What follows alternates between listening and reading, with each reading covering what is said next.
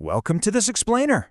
Okay, I want you to picture this for a second. Right now, it might actually cost you 5 times as much to rent a moving truck leaving California than it does to rent one going into it. Crazy, right? Well, why is that happening? Because we are living through a silent transformation playing out right in front of us. The balance of American power is fundamentally shifting. But it's not happening with tanks, it's not a revolution, and it's not even just about elections. It's literally happening with moving trucks. We're talking about factories, massive population migration, and billions upon billions of dollars quietly flowing south. You see, for decades, the coastal cities were the absolute undisputed heavyweights of the American economy. And the South? Well, it was often treated as the underdog. Millions of Americans still kind of hold on to this idea that the future belongs exclusively to places like New York, California, or Chicago. But the reality on the ground is starkly different. The evidence we're digging into today proves that this underdog is quietly building a brand new American empire in plain sight. It completely flips that outdated notion that economic supremacy only exists on the coasts. All right, let's get into Section 1, the silent power shift, and take a look at America's new economic engine. Think about how things used to be. For a century, if you wanted a top-tier job in finance, you went to Wall Street. Tech? You packed your bags for Silicon Valley. Entertainment? You headed to Los Angeles. But that map, it's been completely and structurally redrawn over the past 20 years, and the COVID era just poured gasoline on the fire. Today, the Texas economy is standing toe-to-toe with global giants, legitimately rivaling the legacy of Wall Street. Down in Florida, they've emerged as this massive financial powerhouse that's genuinely challenging Silicon Valley. And then you have Atlanta, transforming into a huge business and cultural capital, right alongside Nashville, which is just exploding as a tech and healthcare magnet. The entire economic center of gravity has structurally moved southward. So, what's actually causing all this? Let's jump into Section 2, Drivers of the Migration, and break down the 3 pillars of change. Pillar number 1 is essentially the absolute collapse of our geographic social contract. When remote work became the norm, millions of white-collar Americans had this sudden realization they didn't have to suffer financially just to participate in the modern economy. Seriously, when you are shelling out $4,500 every single month to live in an apartment the size of a shoebox, and then spending 3 hours a day stuck in traffic just to get to a cubicle, your loyalty to that coastal zip code vanishes pretty fast. Crushing housing costs and explosive rent prices have essentially pushed the middle class to seek out the possibility of a reachable future somewhere else, a place where, having a backyard and owning a home is actually an attainable goal. Then there's the second pillar, which is just pure cold corporate math. Let's be real. Companies aren't heading south just for this sweet tea and warm weather. They are following lower taxes, much cheaper land, and lighter regulations. The South is proving to be just incredibly economically efficient. And because of that, you have massive manufacturing plants, big tech firms, and massive distribution hubs all relocating. And here's the thing. Where tech and manufacturing hubs go, an absolute ocean of jobs follows. Jobs follow the companies, families follow the jobs, and eventually, the power follows all 3.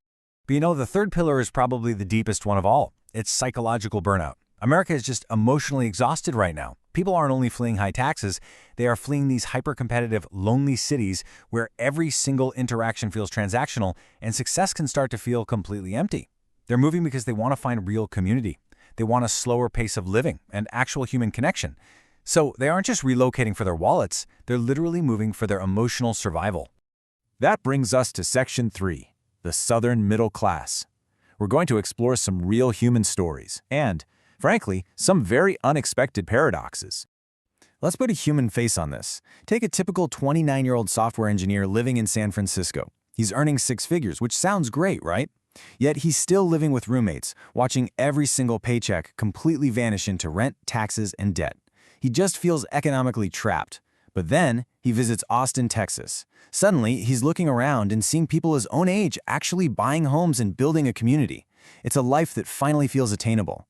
Making that trade-off, giving up the prestige of the coast for actual tangible financial optimism and some breathing room, it's an absolute no-brainer. And we're seeing the exact same story play out for retirees. Picture a retiree in New Jersey, often just getting crushed by soaring property taxes and rising healthcare costs. They're watching their nest eggs shrink and feeling like their life savings are incredibly insecure. But if they move down to Florida, trade the winter snow for a little bit of humidity, suddenly that constant, nagging financial dread just evaporates. Whether it's retirees escaping high taxes or Ohio factory workers finding brand new manufacturing jobs down south. Ordinary Americans are making this move to regain their stability.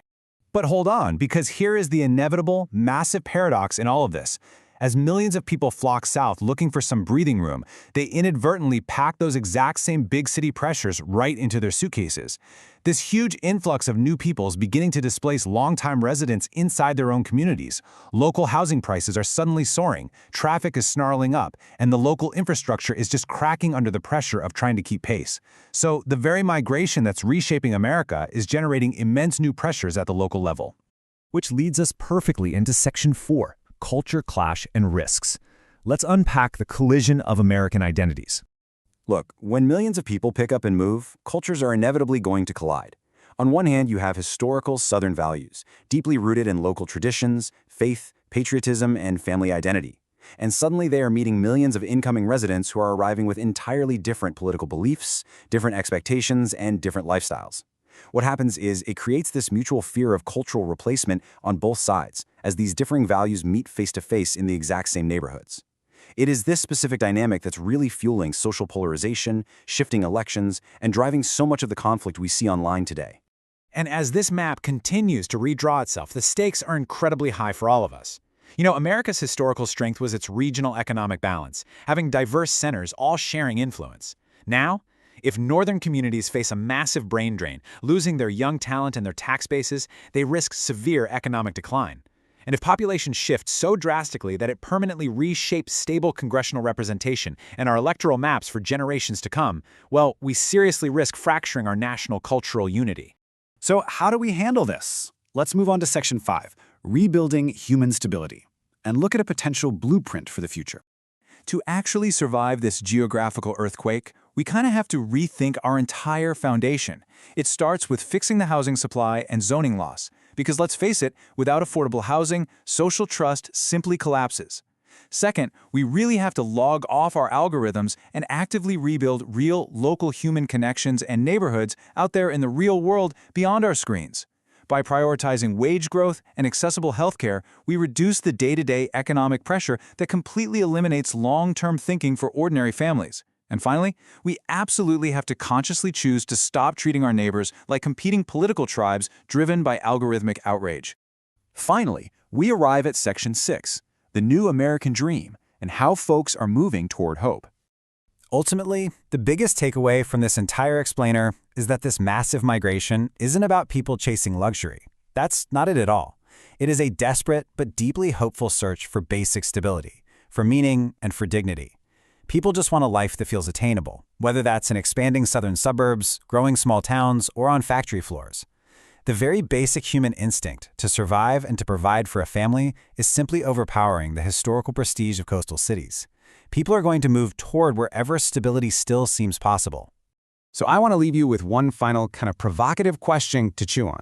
As millions relocate and billions of dollars shift across the country, are these southern states actually rescuing the American dream, or are they just inheriting our collective exhaustion and a fundamentally broken system? We'd love to know what you think about this, so definitely let us know down below. And be sure to subscribe to Elite Economic Forum for more explainers just like this one. Thanks for joining,